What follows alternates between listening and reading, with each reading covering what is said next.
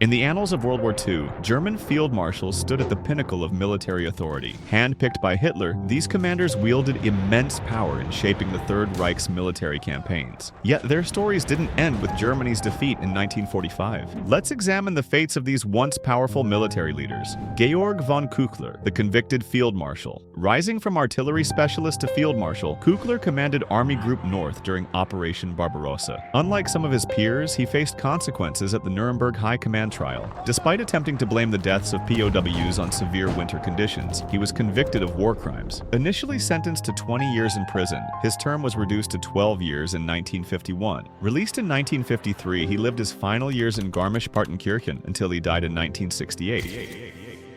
Walther von Brauchitsch, the fallen commander. Born into military nobility, Brauchitsch became commander-in-chief of the German army from 1938 to 1941. His strategic expertise influenced the devastating blitzkrieg campaigns across Poland, France, and the Low Countries. However, Hitler's increasing interference in military affairs undermined his authority, especially during Operation Barbarossa. After suffering a heart attack and failing to capture Moscow in Operation Typhoon, Hitler dismissed him in December 1941. Brauchitsch spent his remaining war years in forced retirement until British forces arrested him in 1945. He never stood trial, dying of pneumonia in 1948 while awaiting prosecution.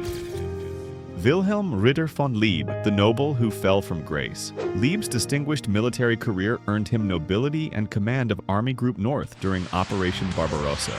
Though implicated in war crimes, including the enforcement of the notorious Barbarossa Decree, he received a surprisingly lenient 3-year sentence at the Nuremberg trials. Evidence revealed he had been rewarded generously by the Nazi regime, receiving 250,000 Reichsmarks and a valuable estate. Following his release, he retired to Bavaria, where he died of a heart attack in 1956.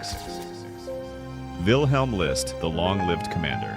List's career peaked during the Balkan Campaign of 1941, but his downfall came during Case Blue in 1942. Convicted of war crimes during the hostages trial, he was sentenced to life imprisonment. Released in 1953 due to claimed health issues, he lived another 19 years, dying in 1971 at the age of 91.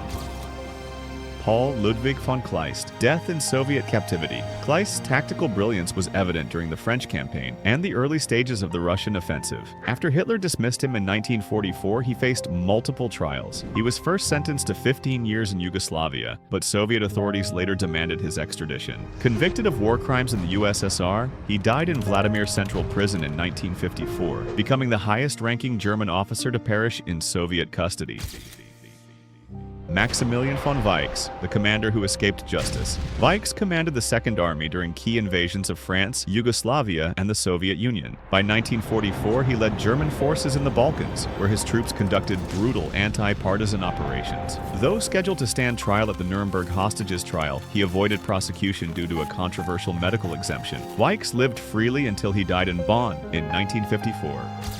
These men's stories reflect the complex legacy of World War II's aftermath. While some escaped justice through death or medical exemptions, others faced long imprisonment in Allied or Soviet custody. Their fates illustrate how military power, no matter how absolute, can crumble in the face of defeat and the pursuit of justice.